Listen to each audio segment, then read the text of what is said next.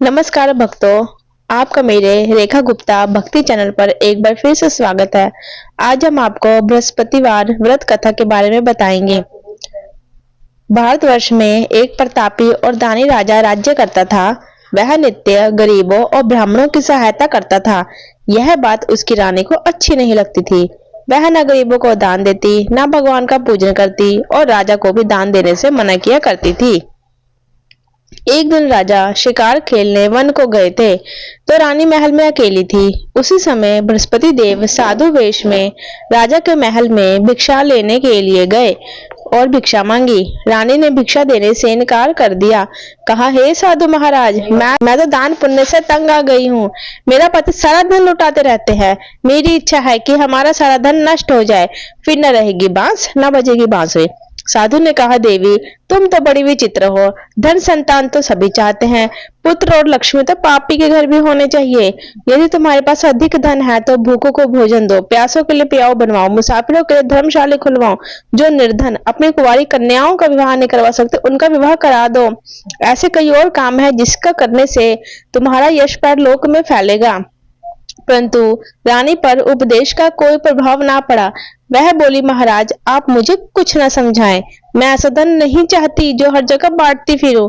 साधु ने उत्तर दिया, यदि तुम्हारी ऐसी इच्छा है तो तथास्तु। तुम ऐसा करना कि बृहस्पतिवार को अपना घर लीप कर, पीली मिट्टी से अपना सिर धोकर स्नान करना, भट्टी चढ़ाकर कपड़े धोना। ऐसा करने से आपका सारा धन नष्ट हो जाएगा। इतना कहकर साधु महाराज वहां से आलोप हो गए। साधु के अनुसार कई बातों को पूरा करते हुए रानी को केवल 3 बृहस्पतिवार ही बीते थे कि उसका सारा धन नष्ट हो गया। भोजन के लिए राजा का परिवार तरसने लगा। तब एक दिन राजा ने रानी से बोला कि हे रानी, तुम यहीं रहो, मैं दूसरे देश को जाता हूँ, क्योंकि यहाँ पर सभी लोग मुझे जानते हैं।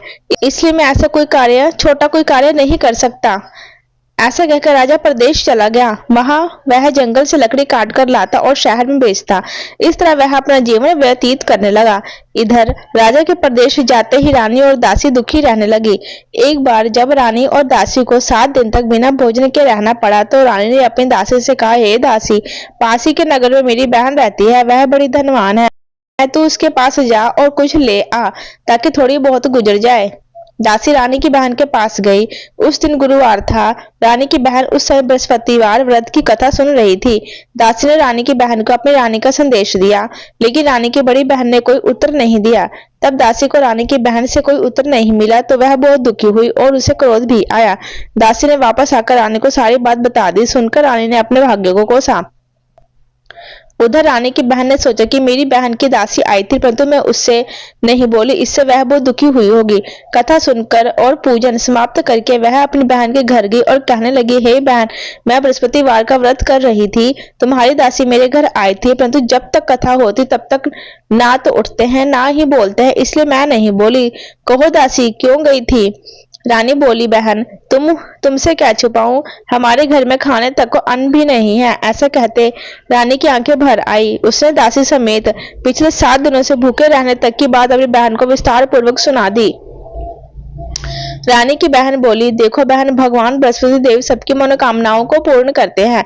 देखो, शायद तुम्हारे घर में अनाज रखा हो। पहले तो रानी को विश्वास नहीं हुआ, पर बहन के आग्रह करने पर उसने अपनी दासी को अंदर भेजा, तो सचमुच अनाज से भरा एक घड़ा मिल गया। यह देखकर दासी को बड़ी हैरानी हुई। दासी रानी से कहने लगी, हे रानी, जब हमको भोजन नहीं मिलता तो हम व्रत ही तो करते हैं, इसलिए क्यों ना इनसे व्रत और कथा की विधि पूछ ली जाए, ताकि हम भी व्रत कर सकें। तब रानी ने अपनी बहन से बृहस्पतिवार व्रत के बारे में पूछा। उसकी बहन ने बताया, बृहस्पतिवार के व्रत में चने की दाल और मुनक्का से विष्णु भगवान का केले की जड़ में पूजन करे तथा दीपक जलाए, व्रत कथा सुने और पीला भोजन ही करे। इससे बृहस्पति देव प्रसन्न होते हैं। व्रत और पूजन विधि बताकर रानी की बहन अपने घर को लौट गई। 7 दिन के बाद जब गुरुवार आया, तो रानी और दासी ने व्रत रखा। गुड़साल में जाकर चना और गुड़ लेकर आई, फिर उससे केले की जड़ तथा विष्णु भगवान का पूजन किया। अब पीला भोजन कहाँ से आए, इस बात को लेकर दोनों दुखी थे, क्योंकि उन्होंने व्रत रखा था। इसलिए बृहस्पति देव उनसे प्रसन्न थे। इसलिए वे एक साधारण व्यक्ति का रूप धारण कर 2 थालों में सुंदर पीला और भोजन दासी को दे गए। भोजन पाकर दासी प्रसन्न हुई और फिर रानी के साथ मिलकर भोजन ग्रहण किया। उसके बाद वे सभी गुरुवार को व्रत और पूजा करने लगे। बृहस्पति भगवान की कृपा से उनके पास फिर से धन संपत्ति आ गई, परंतु रानी फिर से पहले की तरह आलस्य करने लगी। तब दासी बोली, देखो रानी, तुम पहले भी इसी प्रकार आलस्य करती थी, तुम्हें धन रखने में कष्ट होता था, इसी कारण सभी धन नष्ट हो गए, और जब भगवान बृहस्पति की कृपा से धन मिलता है तो फिर तुम्हें आलस्य होता है। रानी को समझाते हुए दासी कहती है कि बड़ी मुसीबतों के बाद हमने यह धन पाया है, इसलिए दान पुण्य अवश्य करना चाहिए, भूखे मनुष्यों को भोजन कराना चाहिए और धन को शुभ कार्यों में खर्च करना चाहिए, जिससे तुम्हारे कुल का यश बढ़ेगा, स्वर्ग की प्राप्ति होगी और पितर प्रसन्न होंगे। दासी की बात मानकर रानी अपना धन शुभ कार्यों में खर्च करने लगी, जिससे पूरे नगर में उनका यश फैलने लगा। बृहस्पतिवार व्रत कथा के बाद श्रद्धा के साथ आरती की जानी चाहिए। इसके बाद प्रसाद बांटकर उसे ग्रहण करना चाहिए। एक दिन राजा दुखी होकर जंगल में एक पेड़ के नीचे आसन जमाकर बैठ गए। वह अपनी दशा को याद करके व्याकुल होने लगे। बृहस्पतिवार का दिन था। एकाएक उसने देखा कि निर्जन वन में एक साधु प्रकट हुआ। वह साधु वेश में स्वयं बृहस्पति देवता थे। लकड़हारे के सामने आकर बोले, हे लकड़हारे, तू इन सुनसान जंगल में चिंता मगन क्यों बैठा हुआ है? लकड़हारे ने दोनों हाथ जोड़कर प्रणाम किया और उत्तर दिया, महात्मा जी, आप सब कुछ जानते हैं, मैं क्या कहूँ। यह कहकर रोने लगा और साधु को अपनी आत्मकथा सुनाई। महात्मा जी ने कहा, तुम्हारी स्त्री ने बृहस्पति के दिन बृहस्पति भगवान का निरादर किया है, जिसके कारण रुष्ट होकर तुम्हारी यह दशा कर दी गई है। अब तुम चिंता को दूर करके मेरे कहने पर चलोगे, तुम्हारे सारे कष्ट दूर हो जाएंगे और भगवान पहले से भी अधिक धन संपत्ति देंगे। तुम बृहस्पति के दिन कथा किया करो। 2 पैसे के चने मुनक्के लाकर उनका प्रसाद बनाओ। शुद्ध जल से लोटे में शक्कर मिलाकर अमृत तैयार करो। कथा के बाद अपने सारे परिवार सुनने वाले प्रेमियों में अमृत प्रभु प्रसाद बांटकर आप भी ग्रहण करो। ऐसा करने से भगवान तुम्हारी सब मनोकामनाएं पूर्ण करेंगे। साधु के ऐसे वचन सुनकर लकड़हारा बोला, हे प्रभु, मुझे लकड़ी बेचकर इतना पैसा नहीं मिलता जिससे भोजन के उपरांत कुछ बचा सकूं। मैंने रात्रि में अपनी स्त्री को व्याकुल देखा है। मेरे पास कुछ भी नहीं है जिससे उसकी खबर मंगा सकूं। साधु ने कहा, हे लकड़हारे, तुम किसी बात की चिंता मत करो। बृहस्पति के दिन तुम रोजाना की तरह लकड़ियां लेकर शहर को जाओ। तुमको रोज से दुगना धन मिलेगा, जिससे तुम भली भांति भोजन भी कर लोगे, बृहस्पति की पूजा का सामान भी आ जाएगा। इतना कहकर साधु अंतर ध्यान हो गए। धीरे धीरे समय व्यतीत होने पर फिर वही बृहस्पतिवार का दिन आया। लकड़हारा जंगल से लकड़ी काटकर किसी शहर में बेचने गया तो उसे उस दिन से दुगना धन मिला। राजा ने चना गुड़ लाकर गुरुवार का व्रत किया। उस दिन से उसके सारे कलेश दूर हो गए, परंतु जब दोबारा गुरुवार का दिन आया तो बृहस्पतिवार का व्रत करना भूल गया। इस कारण बृहस्पति देव नाराज हो गए। उस दिन उस नगर के राजा ने विशाल यज्ञ का आयोजन किया था तथा शहर में यह घोषणा करवा दी गई कि कोई भी मनुष्य अपने घर में भोजन ना करे, ना बनावे, ना आग जलावे, समस्त जनता मेरे यहाँ भोजन करने आए। इस आज्ञा को अगर कोई नहीं मानेगा तो उसे फांसी की सजा दी जाएगी। इस तरह की घोषणा संपूर्ण नगर में करवा दी गई। राजा की आज्ञा अनुसार शहर के सभी लोग भोजन करने गए, लेकिन लकड़हारा कुछ देर से पहुंचा, इसलिए राजा उसको अपने साथ घर ले गए और ले जाकर भोजन करा रहे थे तो रानी की दृष्टि उस खूंटी पर पड़ी जिसमें उसका हार लटका हुआ था। वह उसको वहां दिखाई ना दिया। उसने कहा, मेरा हार इसी मनुष्य ने चुरा लिया है। उसी समय सिपाहियों को बुलाकर उसको कारागार में डलवा दिया गया। जब लकड़हारा कारागार में पड़ गया तो बहुत दुखी होकर विचार करने लगा, न जाने कौन से पूर्व जन्म के कर्म से मुझे ये दुख प्राप्त हुआ है, और उसी साधु को याद करने लगा जो जंगल में मिला था। उसी समय तत्काल बृहस्पति देव साधु के रूप में प्रकट हुए। उसकी दशा को देखकर कहने लगे, अरे मूर्ख, तूने बृहस्पति देव की कथा नहीं कही, इसी कारण तुझे ये दुख प्राप्त हुआ। अब चिंता मत कर, बृहस्पतिवार के दिन कारागार के दरवाजे पर तुझे 4 पैसे पड़े मिलेंगे। उनसे तू बृहस्पति देव की पूजा करना, तेरे सारे कष्ट दूर हो जाएंगे। बृहस्पति के दिन उसे 4 पैसे पड़े मिले। लकड़हारे ने कथा कही। उसी रात को बृहस्पति देव ने उस नगर के राजा को स्वप्न में कहा, हे राजा, तुमने जिस आदमी को कारागार में बंद कर दिया है वह निर्दोष है, वह राजा, उसे छोड़ देना। रानी का हार उसकी खूंटी पर लटका है। अगर तू ऐसा नहीं करेगा तो मैं तेरे राज्य को नष्ट कर दूंगा। इस तरह रात्रि के स्वप्न को देखकर राजा प्रातःकाल उठा। खूंटी पर हार देखकर लकड़हारे को बुलाकर क्षमा मांगी। लकड़हारे को योग्य सुंदर वस्त्र आभूषण देकर विदा किया। राजा जब अपने नगर के निकट पहुंचा तो उसे बहुत आश्चर्य हुआ। नगर में पहले से अधिक बाग, तालाब, कुएं तथा बहुत सी धर्मशालाएं, मंदिर आदि बन गई। राजा ने पूछा, ये सब किसका है? तब नगर के सभी लोग कहने लगे, ये सब रानी और बांदी के हैं। तो राजा को आश्चर्य हुआ और गुस्सा भी आया। जब रानी ने खबर सुनी कि राजा आ रहे हैं तो उसने बांदी से कहा, हे दासी, देख, राजा हमको कितनी बुरी हालत में छोड़ गए थे, हमारी ऐसी हालत देखकर कहीं लौट ना जाए, इससे तू दरवाजे पर खड़ी हो जा। आज्ञा अनुसार दासी दरवाजे पर खड़ी हो गई। राजा आए तो उन्हें अपने साथ लिवा आई। तब राजा ने क्रोध करके रानी से पूछा, यह सब तुम्हें कैसे प्राप्त हुआ है? तो रानी ने कहा, यह सब हमें बृहस्पति देव के व्रत के प्रभाव से प्राप्त हुआ है। राजा ने निश्चय किया कि 7 रोज बाद तो सभी बृहस्पति देव का पूजन करते हैं, परंतु मैं प्रतिदिन दिन में 3 बार कहानी तथा रोज व्रत किया करूंगा। अब हर समय राजा के दुपट्टे में चने की दाल बंधी रहती, दिन में 3 बार कहानी कहता। एक रोज राजा ने विचार किया कि चलो हम अपनी बहन के घर हो आवे। इस तरह निश्चय कर राजा घोड़े पर सवार हो अपनी बहन के यहाँ को चलने लगे। मार्ग में उसने देखा कि कुछ आदमी एक मुर्दे को ले जा रहे हैं। भाई तुम मेरी बृहस्पति देव की कथा सुन लो। तो कुछ आदमी बोले, लो हमारा आदमी मर गया, इसको अपनी कथा की पड़ी। परंतु कुछ आदमी बोले, ठीक है हम तुम्हारी कथा सुनेंगे। राजा ने दाल निकाली और कथा आधी हुई तो मुर्दा हिलने लगा। कथा समाप्त हुई तो मनुष्य राम राम कह के खड़ा हो गया। आगे मार्ग में किसान खेत में हल चलाता मिला। राजा ने उसे देख बोला, अरे भैया तुम मेरी बृहस्पति देवी की कथा सुन लो। किसान, जब तक मैं तेरी कथा सुनूंगा तब 4 हरैया जोत लूंगा। अपनी कथा जाकर किसी और को सुनाना। जैसे ही राजा आगे चलने लगे तो राजा के हटते बैल पछाकर गिर गए। किसान के पेट में बड़ी जोर का दर्द होने लगा। उसी समय उसकी माँ रोटी लेकर आई तो उसने जब ये देखा तो पुत्र ने सारा हाल माँ से कह दिया और बुढ़िया दौड़ी दौड़ी घुड़सवार के पास गई। उससे बोली कि बेटा मैं तेरी कथा सुनूंगी, परंतु तो अपनी कथा मेरे खेत पर चलकर ही कहना। तो राजा ने बुढ़े खेत पर जाकर कथा गई, जिसके सुनते ही वह बैल उठकर खड़े हो गए और किसान के पेट का दर्द बंद हो गया। राजा अपनी बहन के घर पहुंचा। बहन ने भाई की खूब मेहमानी की। दूसरे रोज राजा प्रातःकाल जगा तो वह देखने लगा कि सब लोग भोजन कर रहे हैं। राजा अपनी बहन से कहा कि ऐसा कोई मनुष्य है जिसने भोजन नहीं किया है, वह मेरी बृहस्पति देवी की कथा भी सुन ले। बहन बोली, भैया यह देश ऐसा ही है, पहले लोग यहाँ भोजन करते हैं, बाद में अन्य काम करते हैं। अगर कोई पड़ोस में है तो देखा हूँ। ऐसा कहकर देखने चली गई, परंतु उसे कोई ऐसा व्यक्ति नहीं मिला जिसे भोजन ना किया हो। अंत वह एक कुम्हार के घर गई जिसका लड़का बीमार था। उसे मालूम हुआ कि उसके यहाँ 3 रोज से किसी ने भोजन नहीं किया है। रानी ने अपने भाई की कथा सुनने के लिए कुम्हार से कहा, वह तैयार हो गया। राजा ने जाकर बृहस्पतिवार की कथा कही, जिसको सुनकर उसका लड़का ठीक हो गया। अब तो राजा की प्रशंसा होने लगी। एक रोज राजा ने अपनी बहन से कहा कि बहन हम अपने घर को जाएंगे, तुम भी तैयार हो जाओ। राजा की बहन ने सास ने कहा ठीक है तू चली जा, लेकिन लड़कों को लेके मत जाना क्योंकि तेरे भाई की कोई औलाद नहीं है। बहन ने कहा, भैया मैं जाऊंगी पर कोई बालक नहीं जाएगा। तो भाई ने कहा, अगर कोई बालक ही नहीं जाएगा तो तुम जाकर वहां क्या करोगी? बड़े दुखी मन से राजा अपने नगर को लौट आया। राजा ने अपनी रानी से कहा कि हम निर्वंशी राजा है, हमारा मुंह देखने का धर्म नहीं और कुछ भोजन आदि नहीं किया। उसी रात को बृहस्पति देव ने राजा से स्वप्न में कहा, हे राजा उठ, सभी सोच त्याग दे, तेरी रानी गर्भ से है। राजा की यह बात सुनकर बड़ी खुशी हुई। 9वें महीने में उसके गर्भ से एक सुंदर पुत्र पैदा हुआ। तब राजा बोला, हे रानी, स्त्री बिना भोजन के रह सकती लेकिन बिना कहे नहीं रह सकती। जब मेरी बहन यहाँ आए तो तुम उससे कुछ मत कहना। रानी ने सुनकर हाँ कह दिया। तब राजा की बहन ने शुभ समाचार सुने तो बहन दौड़ी दौड़ी बधाई लेकर अपने भाई के यहाँ आई। तब रानी ने कहा कि घोड़ा चढ़ी तो नहीं, गधा चढ़ी तो आई।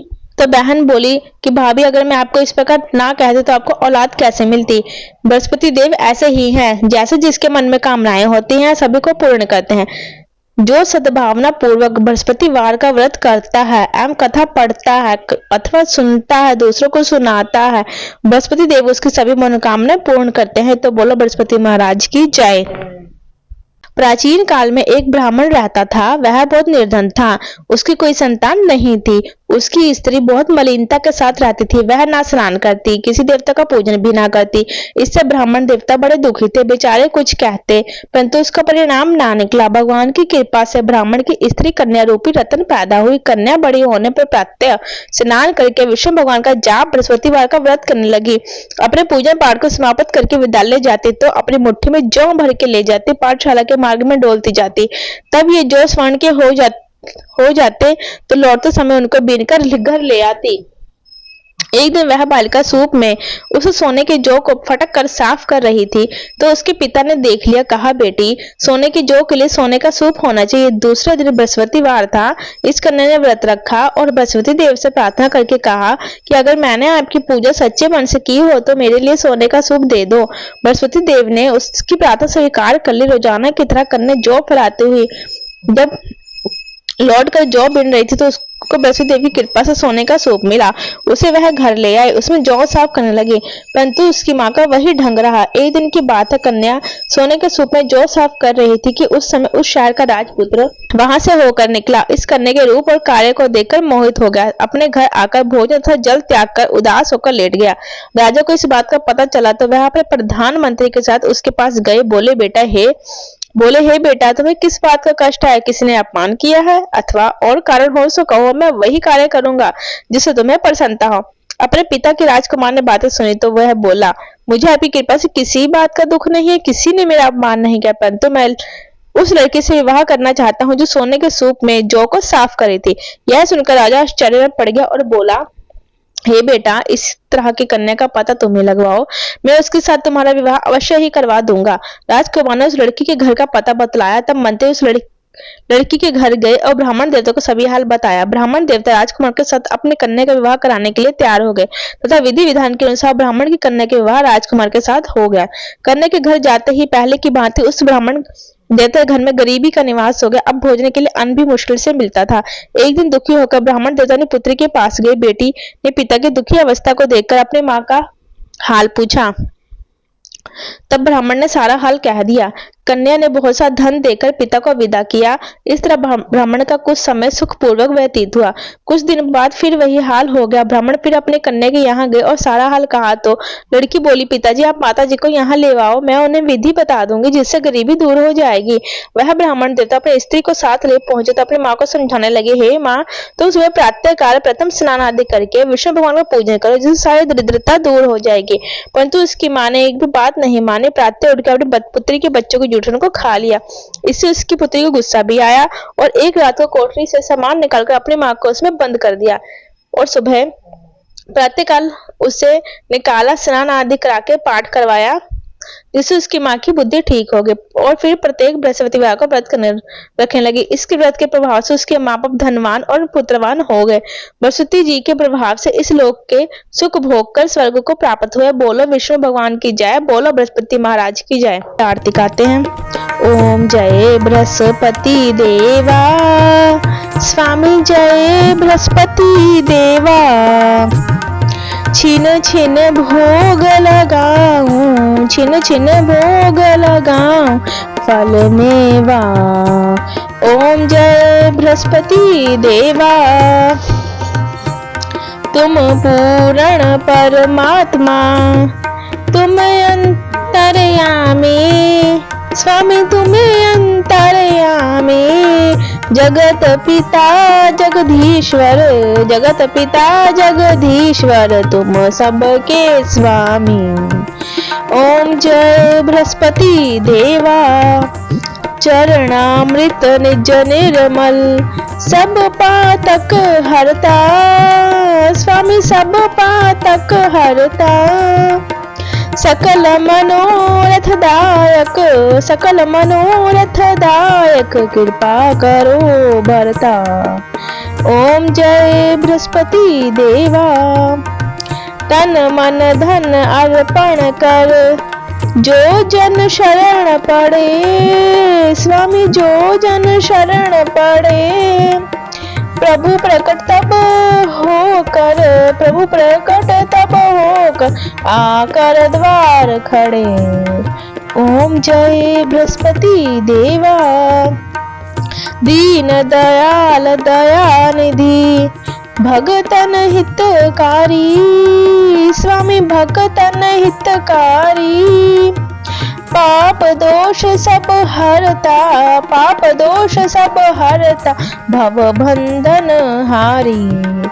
ओम जय बृहस्पति देवा, सकल मनोरथ दायक, सब संशय तारो, स्वामी सब संशय तारो, विषय विकार मिटाओ, विषय विकार मिटाओ, संतन सुखकारी। ओम जय बृहस्पति देवा, जो कोई आरती तेरी प्रेम सहित गावे, स्वामी प्रेम सहित गावे, ज्येष्ठानंद बंद सो सो, ज्येष्ठानंद बंद सो सो, निश्चय पावे। ओम जय बृहस्पति देवा, ओम जय बृहस्पति देवा, स्वामी जय बृहस्पति देवा, छिन छिन भोग लगाऊं, छिन छिन भोग लगाऊं फल मेवा। ओम जय बृहस्पति देवा। तो बोलो विष्णु भगवान की जय, बोलो बृहस्पति महाराज की जय।